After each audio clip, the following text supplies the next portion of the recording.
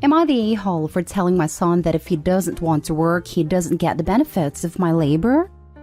My son, 21 male, dropped out of college at the end of his last semester in December. His grades had been failing for almost a year and a half, so it was pretty much either drop out or get kicked out.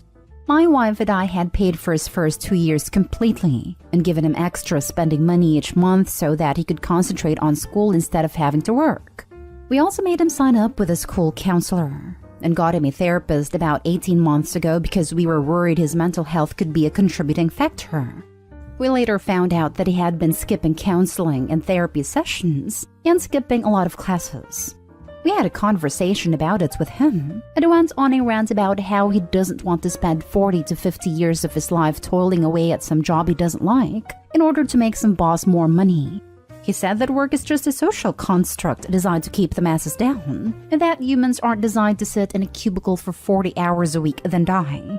When my son told my wife and I that he dropped out, my wife immediately allowed him to come back home. That was about 3 months ago. Since then, all he does is sit on his computer. He's maybe left the house a dozen times. He refuses to get a job and tells us that his plan is to live the van life. I worked a union blue-collar job for years to support my family, and I'll be damned if I'm going to let my son crap all over my hard work. A couple weeks ago, I got home from work exhausted and he made a remark about me breaking my back for the man. I told him that my job gave him the opportunity to go to college, and he chose to squander it. It turned into a fight where I let out a lot of frustration on him. I told him he either gets a job or he no longer gets to take advantage of my hard work since he seems to think so little of it. I told him I would remove him from our family phone plan, cancel our internet, no longer let him eat our food, and give him a tent so that he can sleep in the backyard. He yelled at me that I'm being an a-hole, and that those are basic human necessities, and I can't deprive him of those. I told him that if he needs those things, then he can freaking work for them like the rest of us, or go find a van and get out. He hasn't spoken to me since, but my wife says I was too hard on him and that this transition has obviously been difficult for him. I told her I am tired of coddling him, and I will not allow him to blatantly disrespect me in my own house, while also taking advantage of all the things I have worked hard to give him. Now, my wife is upset with me too, because she thinks I'm being unreasonable to expect our son to at least do something with his life to contribute if he is going to stay with us. At this point, I don't care if he lives in the backyard and makes a little garden back there to grow his own food. At least that would show some initiative on his part. Now for the top comments. Not stay home. He needs to grow up. Some folks, growing up happens easy. Some folks, it happens hard. Ideals are fantastic, but you can't eat them. Not stay home. Well, these basic human necessities don't look like a social construct now, do they? It's one thing to screw over an awful employer or a biased legal system, or to just freaking hate the necessity of what the economics of specialization have driven us to. It's a whole other thing to screw over your parents. Not stay home. If he wants to embrace the van life, he needs to leave and find a van life. Otherwise, he is as bad as a boss profiteering off someone else's labor. His ideals aren't wrong, but his actions and expectations are. You have worked hard to afford him these privileges, and so are entitled to withdraw them if you feel he isn't earning them.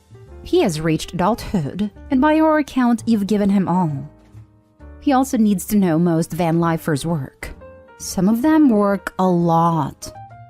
But they put stuff on YouTube and have 1 million subscribers. That's so easy. I can do that. Lol, one of my favorite van lifers YouTube. And have been super upfront in what it's taken to get to where they are. Just years and years of work. And they kept their jobs for a very long time when they started out. Not stay home. I have a couple comments here.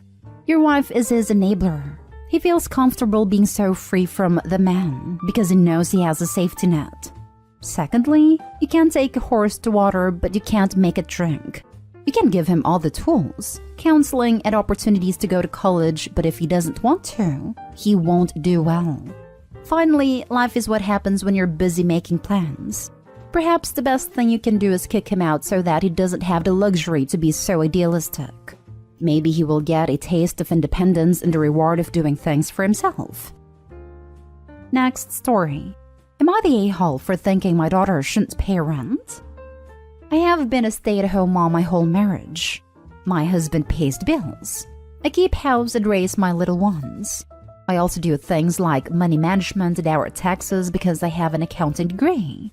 My oldest daughter calls me because she just recently moved in with her fiancé, and he told her she has to pay half of rent and utilities. He makes a lot more than her because she's working part-time, so she has time to plan her dream wedding. Both his parents work, and I know his mom makes more than his dad.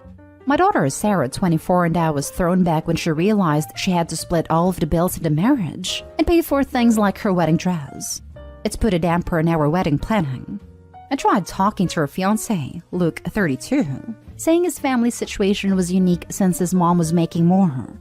He rebuffed me, saying it's unrealistic to think he would work, and Sarah could just spend all of her free time wedding planning. He said she has a degree, and she should get a full-time job. Sarah and him both went to school for accounting, and that's how he met her, was at her internship. He works about 60 hours a week, and I explained that with wedding planning, asking her to work that much is way too much on a girl her age. His mother is feeding him the new wave feminism, and I don't think it's a good life balance for this young couple. His mom is feeding my daughter that in this world, you have to work hard and have tough love for your kids.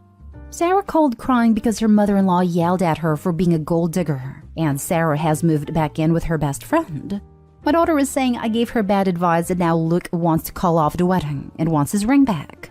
She's blaming it on me, but I think Luke shouldn't have asked my daughter to pay half of his bills on top of wedding planning. You're the a-hole as you gave terrible advice. Your wedding is not a valid excuse to not work, and plenty of people her age work those sort of hours. I'm not surprised that he called off the wedding, as no one in their right mind would want to deal with someone who acts so entitled. Exactly. The way Opie said his mom is feeding him the new wave of feminism literally says a lot about Opie. Her idea is the one that isn't a good balance for any couple. And Opie, yes, in this world you gotta work to earn money in order to live. You can't just mooch off another. There is no more blue is for boys and pink is for girls. Your daughter is capable enough to get a job and support herself. And if she continues to listen to your terrible advice, she'll probably end up alone. But if your daughter can't handle a job and wedding planning at the age of 25, she ain't ready for having kids or getting married either. You're the a-hole. Too much for a girl her age? What are you implying? She's too young to take on the responsibilities? If that's the case, then she shouldn't be getting married in the first place. That line cracked me up. She's 24, not 14. And shocking though it may be to Opie, plenty of women work full-time and plan weddings at the same time. It's put a damper in our wedding planning. It may have been a slip of the tongue, but it said everything. This isn't your wedding. This isn't your marriage. Their family dynamics are not yours. You're asking them to go by your lifestyle, not develop their own. If your daughter is living with Luke, it's not solely Luke's rent. Let's go ready. You're the a-hole. She needs to work full-time. I genuinely can't comprehend having the mindset that I need to work part-time so I can plan this party. What? Next story is titled, Am I the a-hole for sitting back and doing nothing when mom told my wife that she'd take us to court for grandparents' right? This situation is a bit of a mess. I'll just mention the relevant conflict at hand. So, my wife Liz and I have been married for 7 years. We have preschool-aged kids, and because we currently live in the same city as my parents, mom would take the kids while my wife and I work. Liz is the one with a much larger income, and she got an even better job opportunity that is requiring us to move to another city. I agreed, since I could easily find a job in my field in the city we're moving to. But after my family heard we were selling the house to move, hell broke loose. Sunday, Mom and Liz got into a huge fight because Liz told Mom we'll move away and hire a babysitter for the kids so she's no longer needed. Mom said she doesn't want her grandkids moving away. He even said we should let the kids live at her house while we move. Liz laughed at her and Mom lost it, basically saying that Liz was an ungrateful witch and that her grandkids moving will only happen over her dead body. They began exchanging harsher words, and Liz snapped and told Mom to butt out of private matters that don't concern her, and said that she had no right to decide things regarding the kids. Mom firmly told her she was dead wrong and proceeded to tell her that she, as an involved grandmother, knows her rights and she will be taking Liz and me to court to ensure she still gets to see her grandkids.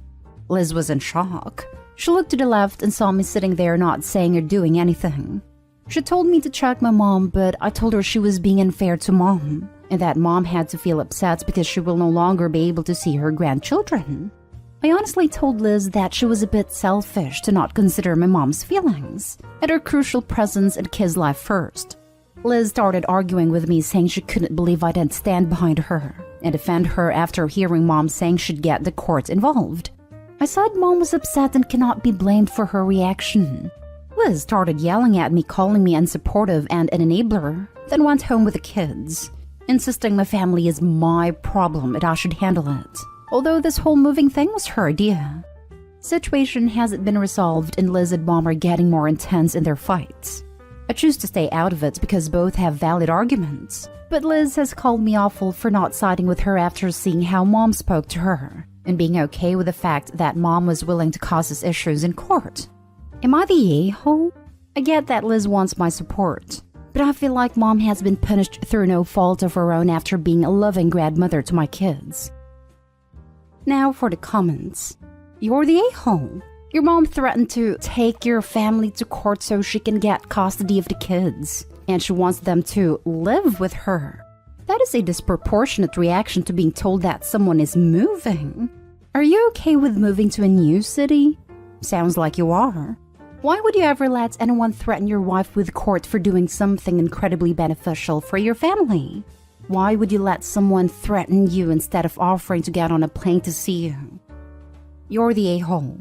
Your mom is threatening your family, and she could very well actually gain custody of the kids depending on how much and how long she takes care of them for. OMG, you're the a-hole OP. Your wife and children should be your first priority always, not your mother's feelings over moving. Insisting my family is my problem but I should handle it, although this whole moving thing was her idea. It may have been her idea, but you agreed to it. If you had an issue with moving, you should have had that conversation with your wife. Agreeing with it to your wife's face and then letting your mom do the dirty work of fighting her about it is cowardly and passive-aggressive. The fact that you are continuing to sit there like a bump on a log while your relatives harass your wife is failing hardcore as a spouse. Get your mother out of your marriage or you won't have a marriage. You're the a-hole. You're the a-hole. You married and had kids with Liz, not your mother. Are you really okay with your mom threatening to take your children? No, I'm not. But I do get that she was upset and probably didn't mean what she said in the moment of rage. But I told Liz that it's better that we solve this peacefully and try to get on my mom's good side by maybe reaching a compromise, though Mom is completely against moving away. Why does your wife need to compromise when your mom is the one that escalated the threatening to sue you? Now for the last story. Am I the a-hole for calling out my husband's favoritism? My husband Tom, 37 male, and I, 33 female, have been married for 7 years, and we have 2 kids. Sammy 3, Nora 5. He was married before me, and had a son, Teddy, who passed on from chronic illness at 4. So far, our family has been pretty stable, meaning no fights or disagreements. Though I have complaints about some things Tom does. This might sound insensitive, but it treats Teddy different than our kids. Like he has a ton of framed pictures of Teddy on his office wall and desk, but none for our kids. He also has pillows and blankets with Teddy's name on them while not doing the same for Sammy and Nora. His argument was that this is his only way of showing love and remembering Teddy since he can't see or touch him. Well, Sammy and Nora are here and he shows them affection in a physical form like doing bonding activities and such. We kind of moved on from this issue until I accidentally came across a whole journal he has that was dedicated to Teddy. I'd read some of what was written, and it had details of some moments in Teddy's life.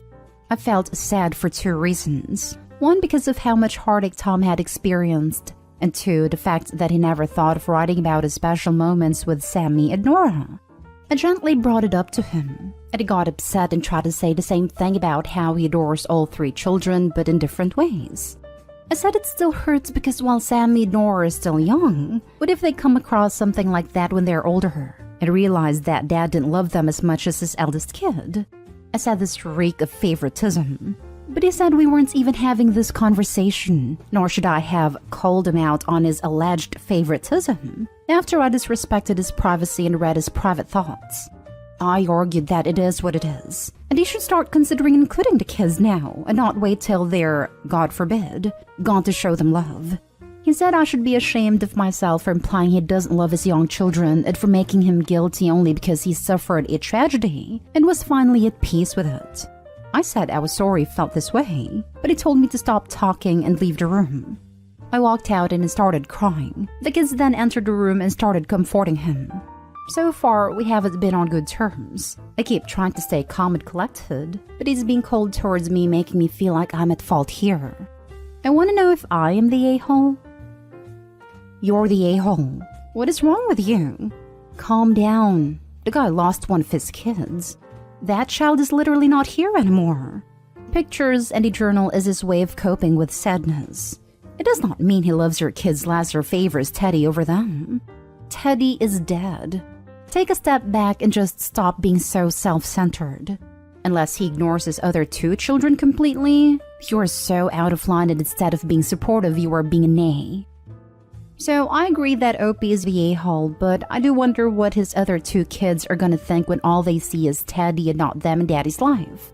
That doesn't excuse Opie in any way at all. I just want the poor guy to make sure that he's dealing with everything in a safe and healthy way. My heart breaks for him. You're the a-hole and huge. My God, how can you not understand and let the man grieve and process this grief in any way, shape, or form he needs to? Teddy's gone. You don't have to make some sort of fake competition for receiving love from your husband.